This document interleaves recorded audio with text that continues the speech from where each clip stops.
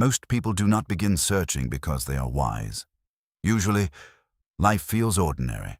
There are familiar mornings, meals shared without thinking, small conversations, plans for next month, plans for next year, and quietly, we assume life will continue, not forever, but long enough. Long enough that difficult questions can wait. Long enough that we do not need to look too closely. This is not ignorance. It is simply how the mind protects itself. Because if every moment felt fragile, we would struggle to live at all. So we move forward, trusting tomorrow, trusting repetition, trusting that what is here today will somehow remain. Until one day, something changes. And not outside, inside, a question enters. In an ancient Chinese story, that question appeared inside a monkey. Long before anyone called him the Monkey King, he lived among waterfalls and fruit. Days passed in laughter. The mountain gave freely. Water never seemed to end. Fruit returned every season. Friends remained nearby. Nothing needed to be achieved. Nothing needed to be escaped. Life felt complete. And perhaps that was exactly why the question had never appeared. When life feels endless, we rarely ask what remains. When joy feels natural, we rarely imagine losing it. The monkey did not think about time. Why would he? He had never seen the world disappear, not yet. Then one day, something small happened. No storm, no illness, no dramatic ending, only a sentence. Among the others, an older monkey sat quietly. The monkey noticed and asked, "Why are you not playing?" The old monkey answered softly, "Because one day, all of us leave. The mountain remains, but we do not. One day the body grows tired. One day these days become memory." That was all. No explanation, no lesson. Only a few simple words. But for the first time, the monkey became afraid. Not of pain, not of punishment. Something deeper. He became afraid that life itself could not be kept. Nothing changed. The waterfalls still moved. The sky remained open. The trees still carried fruit. And yet, everything looked different, because now, time existed. The monkey looked around and saw something new. Not beauty, fragility, and a question appeared. If everyone disappears, what happens to me? This was not enlightenment, not wisdom, not awakening, only fear, and fear is often misunderstood. Sometimes, fear is simply the moment life stops feeling permanent, the first crack through which a larger life quietly enters. The monkey left the mountain, but not for the reason we usually imagine. He was not searching for truth, not yet. He was not seeking wisdom, not yet. He was afraid, and fear gave him movement. He wanted answers, but beneath the answers, he wanted protection. Protection from aging, protection from uncertainty, protection from endings. At first, this may sound small, even disappointing, but this is more honest than we expect. Many journeys do not begin with noble intentions. They begin with discomfort, a quiet refusal to accept that life changes. And so, the monkey began moving, not toward freedom, but away from fear. When life feels uncertain, we do not always become spiritual. Sometimes, we become efficient. We work harder, learn more, earn more, plan more, prepare more. Not because ambition is wrong, but because achievement can become armor. We quietly believe, if I become strong enough, nothing can touch me. If I become valuable enough, people will stay. If I become successful enough, life will stop surprising me. And for a while, this works. Movement feels powerful. Control feels safe. Until one day, we discover something difficult. Preparation can reduce uncertainty, but it cannot remove it. The monkey believed something similar. If he found enough power, life would finally become safe. If he learned enough, uncertainty would lose its grip. If he became extraordinary, perhaps endings would not apply to him. So he left, crossing rivers, crossing distance, searching for methods, searching for secret, searching for permanence. But something had changed. His fear no longer looked like helplessness. Now, it looked like ambition. This is one of the oldest movements of the mind. When uncertainty becomes unbearable, we try to become larger than life itself. There is nothing wrong with strength, nothing wrong with learning, nothing wrong with building a beautiful life. The problem begins when control quietly becomes hope. Because control promises something it cannot give. It whispers, one more achievement, then you will rest. One more answer, then you will feel safe. But reality does not negotiate. Seasons move, bodies change, people leave, time continues, no matter how carefully we prepare. And eventually, the monkey would discover something painful. Power can protect many things, but power cannot stop life. This was not failure. This was the next doorway, because the monkey's search, even though it began in fear, would slowly begin changing. At first, he wanted immortality, but another question was already forming. Not, how do I escape change? But, what remains when change arrives? That question had not opened yet. For now, there was only movement, only longing, only a heart trying to outrun impermanence. Many of us know this feeling, trying to become strong enough to never feel afraid again. Until slowly, life teaches us something quieter. Peace and control are not the same thing. The monkey left, not dramatically. No farewell, no certainty, only movement, a small raft, open water, mist, and a question too large to ignore. This is how many journeys begin. Not with confidence, not with clarity, only with the quiet realization. I cannot remain here the way I was before. The mountain did not reject him. Life did not push him away. Something inside him had become impossible to ignore. And once that happens, returning to sleep becomes difficult. This is why some seasons of life feel strange. Nothing outside changes, and yet you can no longer live inside old meanings. The monkey crossed the water, but the first distance he crossed was not the ocean. It was the distance between surviving and seeing. So he searched, across places, across people, across stories, looking for someone who knew the secret, someone untouched by change, someone who could show him how to remain. This is deeply human. When uncertainty appears, we imagine someone else must already know, someone calmer, someone wiser, someone who has finally figured life out. So we travel, read, study, follow, ask, and none of this is wrong. But there is something strange. Searching often begins as the hope that someone else will remove uncertainty for us.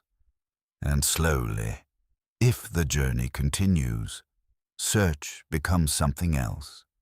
Not collecting answers. Learning to trust what becomes visible when we stop running. Eventually, the monkey reached a teacher, and over time, people wrapped this moment in stories. A hidden mountain, mist, a distant cave, a teacher who appeared at exactly the right time, beautiful images. But look more closely. What changed first? The world or the monkey? The mountain had always existed. The road had always existed. What changed was that he had finally become willing to stop running. Maybe that is why the teacher appeared. Not because someone arrived from outside, but because, for the first time, the monkey was ready to stay long enough to listen. And perhaps this is what teachers do. Not rescue us, not remove uncertainty, not hand us certainty, only interrupt the endless movement. Long enough for us to notice what has been quietly waiting beneath all the noise. Not somewhere sacred, not somewhere far away, only here, inside a life that no longer needs to become different before it can be fully lived. Many people imagine teachers give answers, but often, a teacher does something quieter. They do not hand you certainty. They do not remove fear. They do not make life predictable. Sometimes, they simply stay long enough for your questions to become impossible to ignore. Not new questions, old questions, questions that were always there.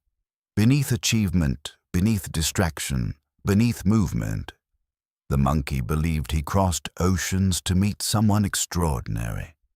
But the deeper gift was quieter. No new power, no final answer. Only the discovery that running and searching are not always the same thing. And that sometimes, what changes first is not the world, only our willingness to stop. This is why journeys matter. Not because they give us something new, but because, slowly, they loosen what once felt unquestionable. The monkey left home looking for immortality, but somewhere along the way, the search began changing. Not, how do I stop change? But, is there another way to live with it? This understanding had not opened yet. Not fully. For now, there was only a raft, a horizon, a quiet wind, and a traveler beginning to wonder whether what he was searching for was not waiting at the end of the road, but hidden inside the question itself. Bring the monkey back into your own life. Leave the mountain for a moment. Leave the waterfall.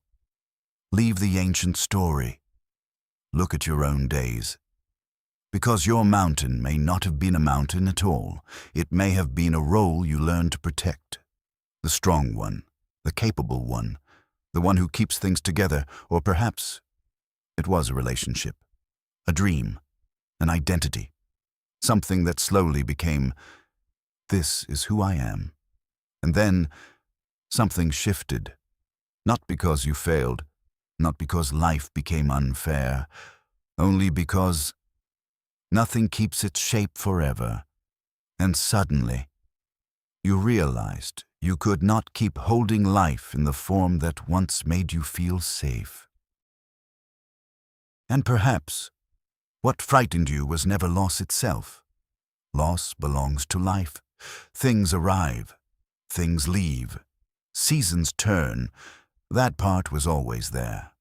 What hurts more deeply is something quieter. The moment we realize, what felt permanent was never permanent. The version of life we built inside ourselves was only visiting.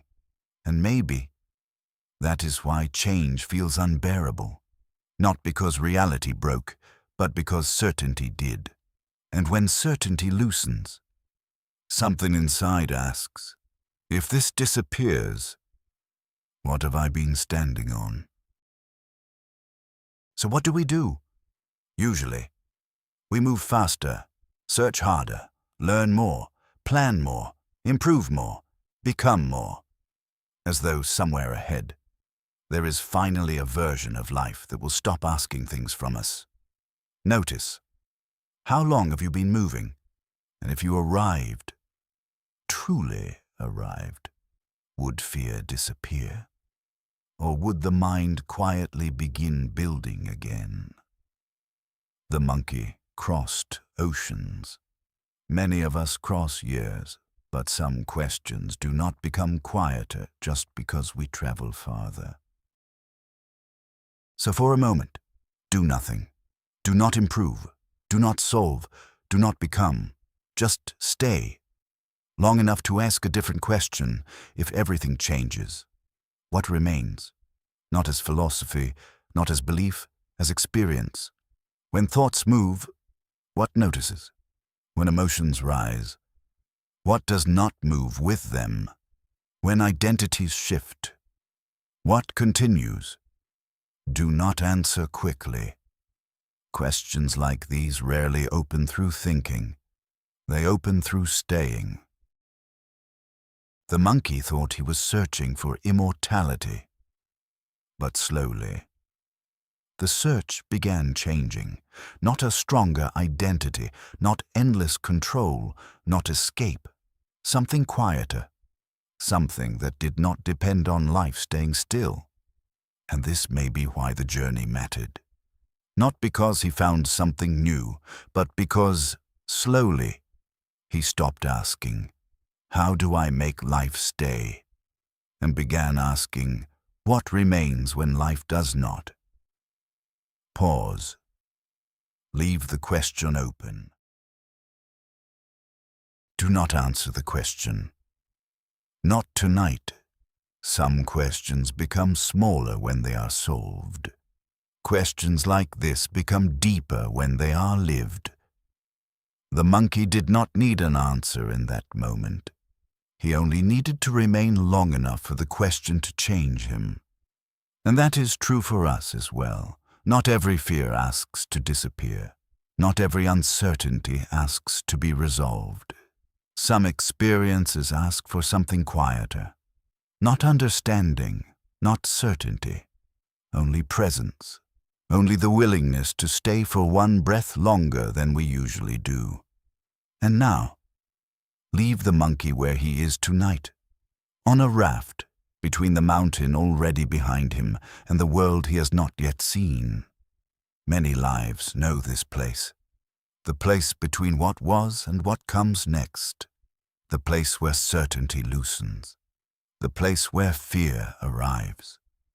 So before leaving, it is enough to sit here together for one moment, not as teacher and student, not as someone who knows and someone trying to understand, only as human beings who know what it feels like when life begins to change. Tonight, there is something inside you working very hard to hold everything together. A relationship, a role, a future, a version of life that once felt safe. If that is here, nothing needs to be pushed away, nothing needs to be solved.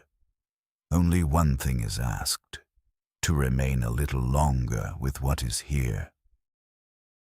When fear appears, the mind usually moves quickly, toward answers, toward control, toward escape.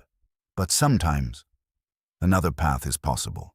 3 small movements, simple enough to miss, powerful enough to change a life. N.E.W. Notice, embrace. Wisdom, action. Notice what is here.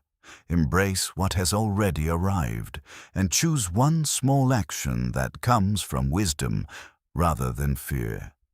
Because fear asks, "How do I make this disappear?" Wisdom asks, "How do I meet this without leaving myself?" N.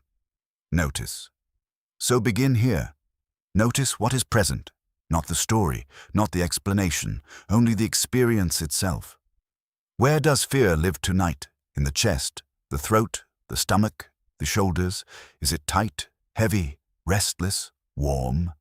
Nothing needs fixing, nothing needs improving, nothing needs defending. Only notice. This is fear, this is uncertainty. This is the part that is trying to feel safe. Most people leave themselves here. The mind moves quickly toward plans, solutions, control, movement. But for one moment, stay. One breath longer than usual. Fear is not the enemy. Sometimes Fear is simply the first knock on the door of awakening. E. Embrace.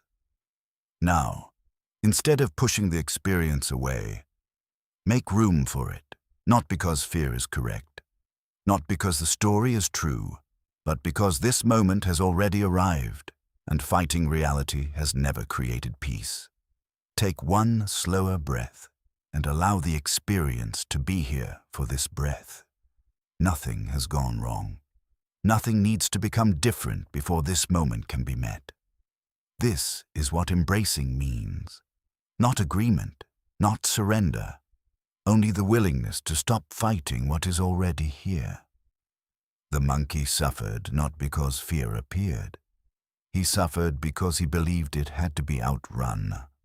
Tonight, for one breath, allow the running to stop. W. Wisdom action. And now, one final question. If fear were not speaking, what would wisdom choose? Not the action that tries to control everything, not the action that demands certainty, not the action that says nothing can move until safety is guaranteed. Wisdom action is usually very small. Sometimes it is resting instead of forcing. Sometimes it is telling the truth without controlling what comes next. Sometimes it is asking for help instead of carrying everything alone. Sometimes it is allowing one unfinished thing to remain unfinished for tonight. Wisdom action is not a grand decision. It is the smallest movement that does not come from fear. One breath, one honest sentence, one softer choice, one moment of staying instead of running. For tonight, that is enough. One bell. Silence. The room remains. The breath remains. Nothing has been solved. Nothing needed to be. Only this moment. Still here. Free you. A place to breathe. A place to return. A place to remain with yourself when life begins to change. A place to remember that not everything meaningful needs to remain in order to be real.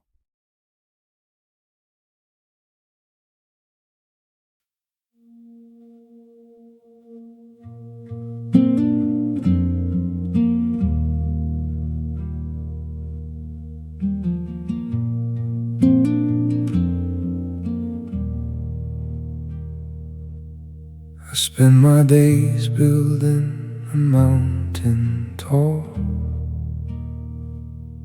an armor of success so I wouldn't fall. Playing the strong one, the one who could heal, hiding the fragile things that I feel. But everything moves, the soil started to shift. I couldn't hold the world in the shape that I wished. It wasn't a failure, it wasn't unfair, just the wind of reality clearing the air. And the quiet asks what remains when the storm washes away all the names. When certainty breaks and the ground falls through, what is this presence looking back at you?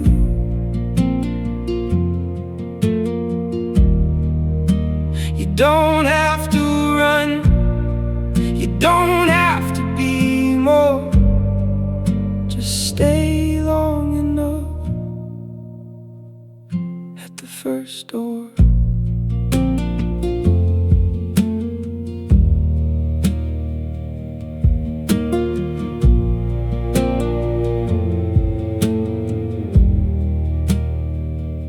Control or a crown made of all of my fears. years. I crossed through the oceans, I crossed through the years, chasing a version of life that won't fade, inventing new mountains from promises made. But power can't make the seasons stand still, and safety is not something conquered by will. The teacher just smiled and pointed back home to the space in the chest where I am never alone.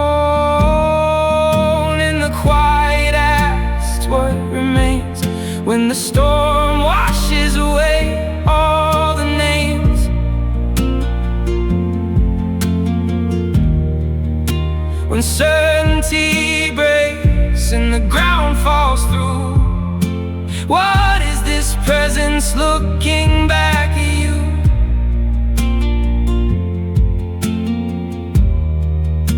You don't have to run, you don't have to be more. Just stay long enough at the first door. When thoughts start to drift, what notices? When emotions arise, what sees all of this?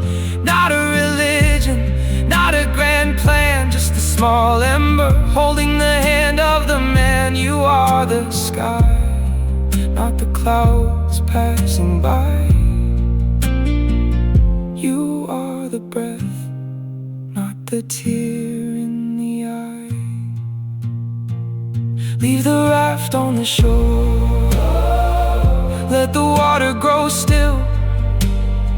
Nothing needs to be solved, nothing to fulfill. You don't need life to stay fixed, to be safe. Just a single deep breath in this ordinary space.